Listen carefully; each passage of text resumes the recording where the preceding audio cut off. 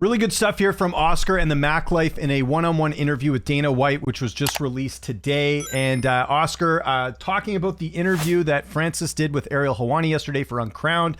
And here is Oscar asking about Dana White. So we'll watch this part of the interview here. I recommend going to watch the full interview. Dana covers a lot of different topics. Really good stuff here, like I mentioned. But here's what Dana White has to say in response to the interview that Francis did with Ariel yesterday. Let's have a look. Francis Ngannou did an interview with Uncrowned today, and he said his PFL deal is coming to an end and he would be interested in coming back to fight on the White House card against John Jones. You've made it clear how toxic that relationship got. You brought up the story about the physicality and everything like that.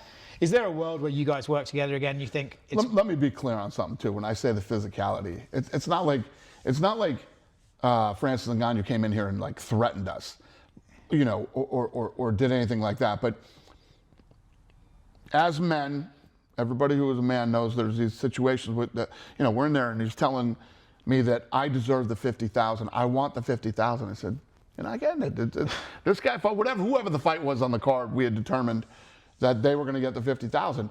And I'm in there with them for however long we're talking, and I'm like, I'm done. And I had another meeting. So, and this guy just used to wander around UFC headquarters like this was his house. This guy literally spent the whole day here. Breakfast, lunch, fucking dinner, you know. So I started to walk out, and he put his hand on my chest. He says, "We're not done talking yet." And I said, "Oh, we're fucking done talking." Mm-hmm. You know, it's not like, you know, Francis Ngannou came in here and was like physically, but that's what went down. Mm-hmm. And I tell you guys all the time, we're in the fucking fight business. Mm-hmm. Shit happens, and you don't have enough fucking time in your life for me to tell you all the stories that have happened behind the scenes and what goes on around here. And this is why I don't like telling them, you know? Yeah. And I truly believe that a lot of shit is man shit. It's man to man. We had the shit with Francis, and, you know, he was, when I did Schultz's podcast, you know, he was pushing me on some stuff, so I gave him that one. Mm-hmm. And, you know, my whole thing with Francis is I have this philosophy where when somebody shows you who they really are, believe them. Mm-hmm. And there was nobody more into Francis than me, okay? When I met this guy, I was like, holy shit, you are what a heavyweight fucking champion looks like, all this shit. And I was all in on Francis. I mean, early on, I had Francis sitting behind me in the fucking Zuffa section, in my seats. And then we were in Boston, and he showed me who he was. Yeah. So I told the fucking boys, you know, he lost a couple, and I said, I don't want to be in business with this guy. And two of my guys in the matchmaking department said, oh, you don't understand. I said, okay, is this what you want to do? And they said, yeah. I said, I'm going to teach you a fucking lesson. When somebody shows you who they are, fucking believe them. You're both fucking wrong. Yeah. And I guess you're going to have to learn the hard way. And here we are. So safe to say, no interest in bringing him back. Just, you know? I don't know how I can make it any more fucking clear. Fair. I do wonder how PFL feel about him going out and saying that his contract's nearly done. There was nothing that made me happier than throwing that guy over to the fucking PFL. Yeah. Let me tell you what, if we let guys go, feel bad for the fucking company that gets them. We let them go for a fucking reason. Yeah, I get it. I don't have to let anybody go. Yeah. Yeah. I don't want to be in business with guys that I don't like and that I don't think are good guys. And when you talk about good guys and bad guys, I'm in the fight business. Mm-hmm. Shit happens. Yeah. You know what I mean? Yeah, yeah. And I'm pretty lenient when it comes to tough guy shit. Mm-hmm. I'm not lenient with bad guy shit. Right. On a different, I don't want to keep riling you up. Anyways, so that's pretty much it. He basically confirms, like, he laughs when Oscar asks him if he'll fight in the UFC again. I guess he doesn't exactly say no, but I mean, you can kind of, you know, Dana talks about, and by the way, Dana's saying, you know, no one was happier that him went to PFL. I don't know if that was the case at the time.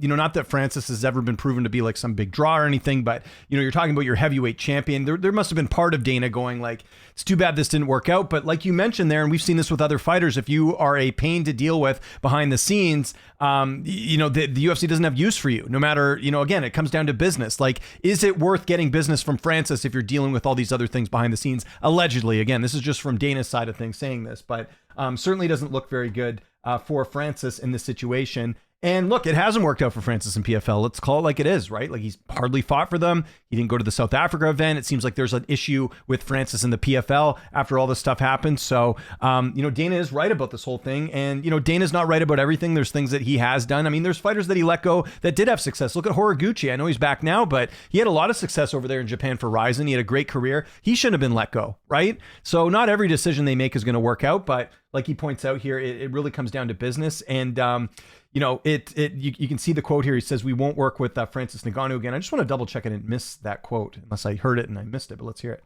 Up here, but on a different topic, the Arman Sarukian. Okay, anyways, he talks about Arman. Well, the Arman thing's going to be in a different video, but yeah, you can see the quote there. "We won't work with Francis again."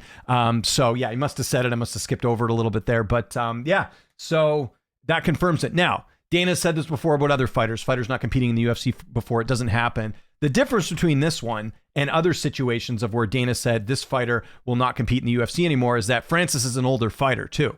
I know heavyweight's an older division, but he's pushing 40. Like you're not getting a prime Ngannou at this point, right? And I don't think for the UFC, it's really worth it for them to bring back. There was similar talk with Mokaev as well. A lot of people think that Mokaev was cut because he didn't have the most appealing fight style, but no, it was what I heard and what other people have reported as well. Other fighters have even mentioned this, is that Mokaev was tough to deal with behind the scenes. I hope Mokaev's young enough where I do think eventually he'll be back in the UFC, but it's this whole thing, like, are you helping our business? Are you as much of a pain in the ass to deal with that we get the return on the business? That's what they've done with John. You think John Jones and Connor have been easy to work with on certain things? No, they haven't, but they're good for business. With Francis, he wasn't good for business enough that they would want to deal with some of the things behind the scenes. So that's why he's not back. And, I said this yesterday in the video, like, it's just crazy talk about Francis and Jones fighting. Like I said, he's burned a bridge big time with Dana, with everything that happened with him leaving the UFC, going to PFL.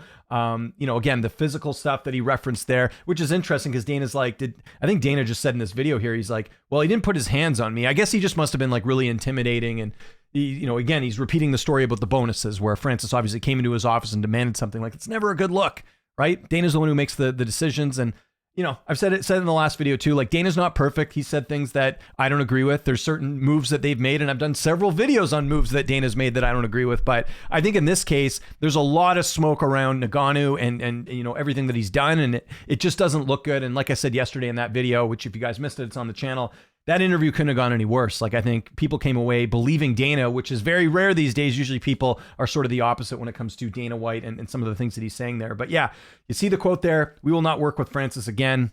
He's not coming back, guys. And I think at this point, fans are kind of over it too. We'll see if he does end up fighting again. He mentioned yesterday, maybe boxing Deontay Wilder. We'll have to see I don't know how that works over in the boxing side of things, but it looks like he's not only done with PFL, but done with the UFC too. So yeah, anyone thinking John Jones and Francis was going to happen, this is kind of the nail in the coffin, if it wasn't already yesterday, hearing that interview. So let me know your thoughts in the comment section below. What do you think of Dana White's comments here? What do you think of everything else? Let me know. Follow me on Twitter, TikTok, Instagram, @Lynch on Sports. My name is James Lynch. Thanks so much for watching, and I'll see you next time.